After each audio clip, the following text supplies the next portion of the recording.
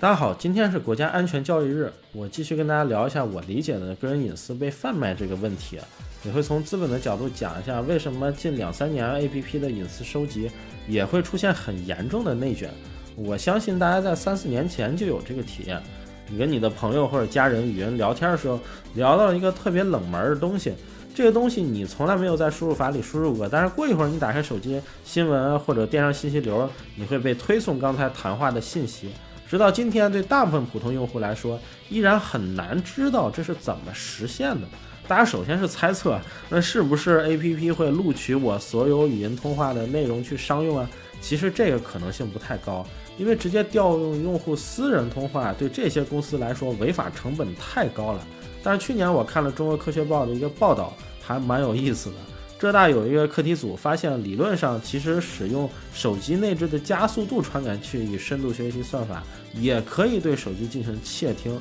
加速度传感器就是大家在玩赛车游戏的时候，你左右倾斜车往不同方向开始起作用的那个传感器，可以精准捕捉到手机的移动。那如何靠这个来偷听呢？原理呢就是你语音聊天的时候，除了扬声器在震动，你的加速传感器也是在轻微震动的。我们都知道声音由振动产生，所以一个 APP 可能调用扬声器没权限，但调用了加速器数据的话，拿到这些数据经过 AI 分析，也可以以平均90%的准确率识别并定位用户语音中所携带的关键字。那到现在加速传感器很多都不在手机的权限管理范围内，这种窃听方式不仅隐蔽，而且完全是合法的。在去年的黑帽安全会议上也有个研究很有意思，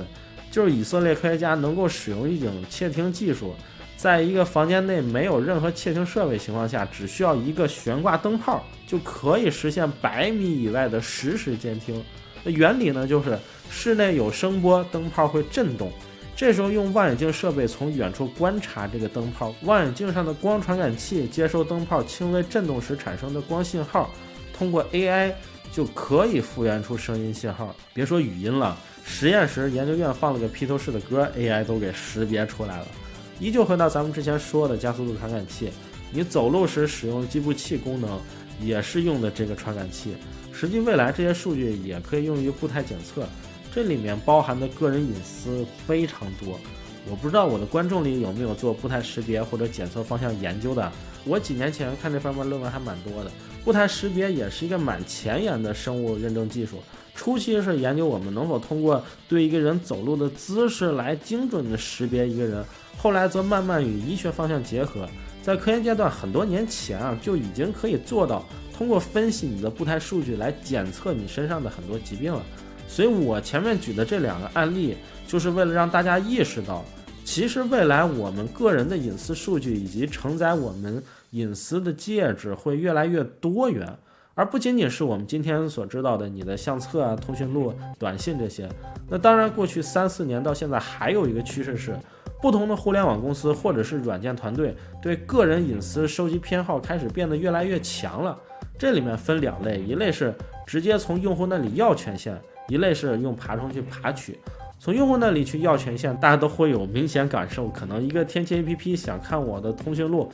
一个菜谱 APP 则表示想看我的短信，那就很无语。难道我做个菜需要发个短信通知所有人吗？那为什么会出现这种荒诞的情况呢？我这里从资本市场的角度来分析一下，其实我们国内10到13年是移动互联网工具 APP 投资爆发的几年，但是到了15年，有些资本和创业公司突然发现，可能仅靠给用户提供一个单一简单的生活服务小工具也没法挣钱。比如谁都不会去付费买一个天气预报，或者是去买一个生理期的测评表，但是很多工具应用的用户增速依旧还是有的。比如某些 WiFi 破解 APP 5年前在全球就已经有9亿用户了，这个增速与数据在今天都很让人吃惊，但营收依旧不高。这时候公司和投资人只好转变一区，至少用户的数据作为数据资产是有用的。一个典型的案例就是互联网医疗行业，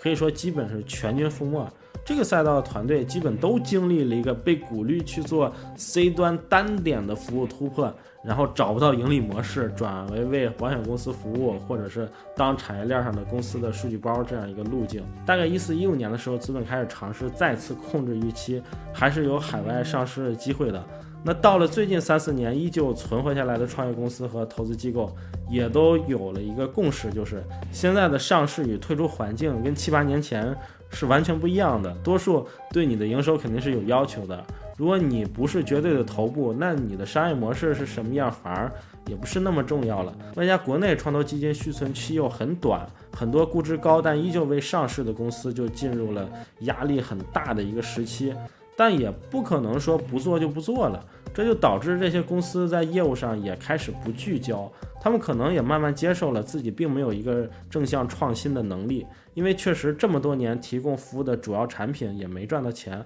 流量红利又没有了，那只好去深挖现有用户的一些数据。另外就是各类 APP 平台其实是能意识到国内在隐私政策上正在收紧，对收集用户数据会进入到一个快速立法的时期，比如视频开头的例子估计很快也会规范起来，可能今天收集还合法，明年就不合法了，所以这些平台就显得格外的急迫。当然还有一些小团队可能从成立第一天也没打算靠工具赚钱，那我会对这一类本身之前就没听过服务又免费的工具会更警惕一些，比如今天依旧还存活的一些免费的动态壁纸 APP， 一些某短视频平台直接下载的一些冷门应用，不过有团队可能真的就是出于兴趣做一下为爱发电，但是这些 APP 往往会用别人的 SDK 就是嵌入在 APP 里的第三方软件开发工具包，可以帮 APP 实现一些特定的功能。有时候 APP 的开发团队也许他们自己没想去交易你的数据，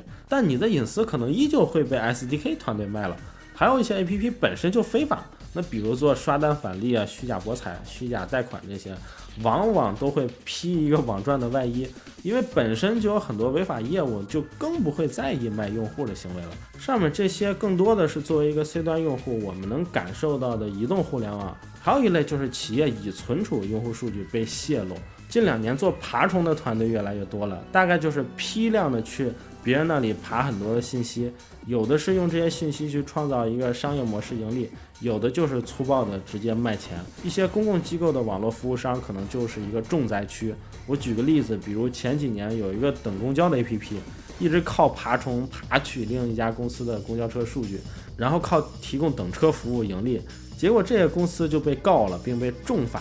那很多人觉得这个等公交 APP 也没卖个人隐私，某种程度又提高了社会效率，所以不能重判。这里就产生了一个直到今天都没有解决的悖论，就是如果互联网带有天然的共享精神，那爬虫确实是可以提高信息共享效率的。比如我们都知道搜索引擎公司就是爬虫公司，所以可以靠爬虫获取数据，其形式违法性的边界其实是相当模糊的，你难以判断这些数据是不是恶意爬取，因为他们就算交易数据也都是用移动存储设备，市场的需求是非常多元的。再比如目前国内中小城市学校里的学生家长，通讯录和学生成绩组合可以卖到非常高的价钱，很多在线教育公司的课程顾问团队甚至会自己去买，提前知道了你孩子的成绩，给你的方案也自然得显得无比正确，甚至是理论上保密性极强的高考成绩，很多人知道分数比你还早，你考700分可能给你打电话的只有清华北大，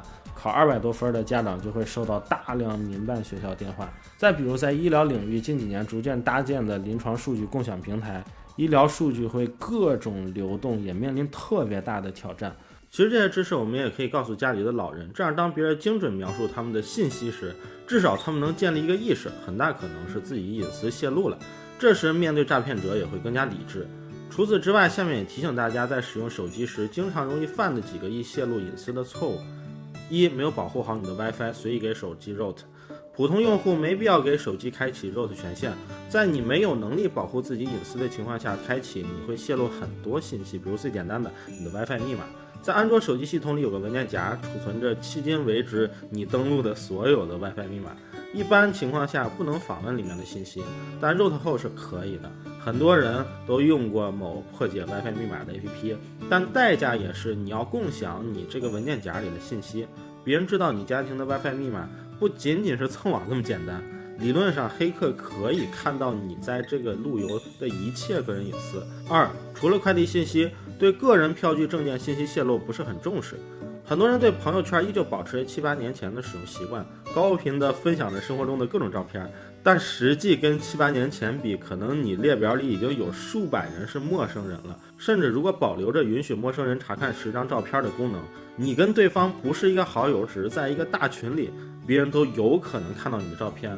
比如旅行时晒登机牌啊，考过了驾照晒驾照，甚至是晒录取通知书，其实是很随意的发点东西，但可能就成了信息泄露的源头。3. 用第三方 APP 来记录账号密码，我甚至还看到过有那种密码本 APP， 还真有很多人用，也是神了。另外，设置密码位数多其实比位数少，但混合了大量小写或标点更管用。对密码安全起最大作用的其实是密码的长度。4. 扫描来源不明的二维码，很多公司通过二维码生成技术将恶意链接转成二维码的形式，再把恶意链接的地址伪装成正规软件的下载地址。一旦安装手机，往往会中病毒，特别是家里的老人。国内很多老人用的都是一些比较久或者是没有品牌的智能机，面临的安全问题也会更多一些。其实我觉得反而越是老人越应该选择安全性高的手机。目前我们可以看到，在隐私数据保护方面，终端厂商也就是手机厂商是最为关注的，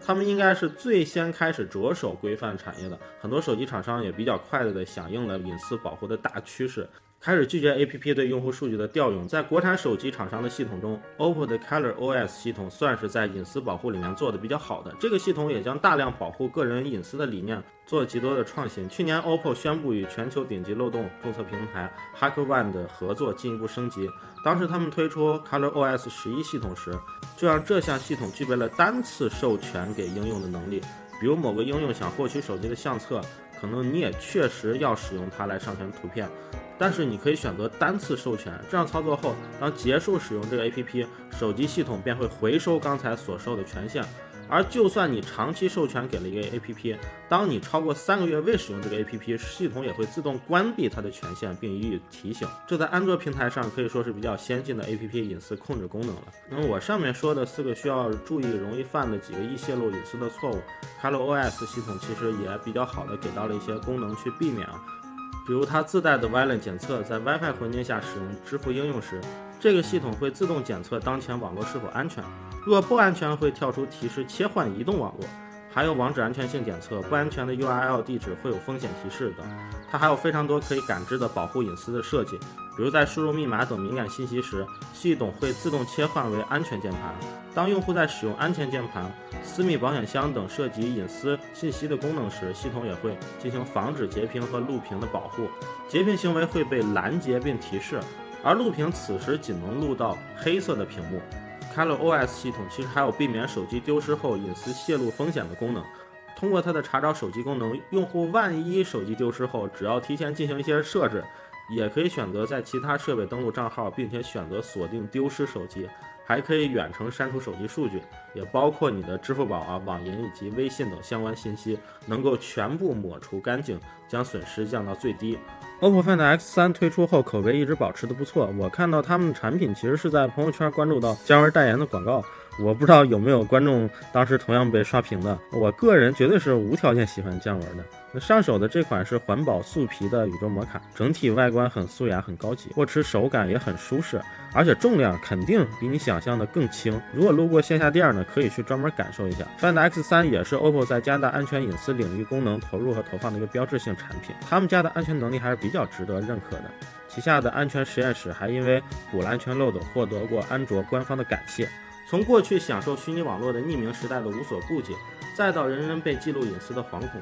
互联网钟摆正摆向另一个极端。几个月前，某位互联网巨头创始人又提出，我们会进入全真互联网、镜像互联网，整个世界都将被数字化，一切都在虚拟数字世界里有一个复制品，像是现实世界的一面镜子。目前来看，这个过程确实是不可逆的。所以在过去2-3年里，我听到了不少说让隐私也是一种等价交换，或者国内人并不重视隐私的说法，大家抱着一个隐私已死何必执着的心态。但这一切的原因是我们根本没有一个方法控制自己的隐私，以及对技术善的一面对抗恶的一面缺乏信心。我们迫切的需要在下个万物互联时代的到来前探索新的互联网精神。当下我们很难总结出新的精神是什么，但是在隐私上给到用户安全感，无疑是未来几年非常主流的用户体验。在新的时代到来前，不妨先人与机器之间重新恢复一种分寸感，打造一个真正尊重用户的生态，适合的建立人与工具的距离感。而新的安全感还需要为大量拥有顶级技术却坚守价值的白帽安全人才建立新的社会认同，让更多的人坚信隐私是一个人的基本权利，而帮助我们维护这项权利的技术人才都值得尊敬。我是大蜡烛，我们下期再见。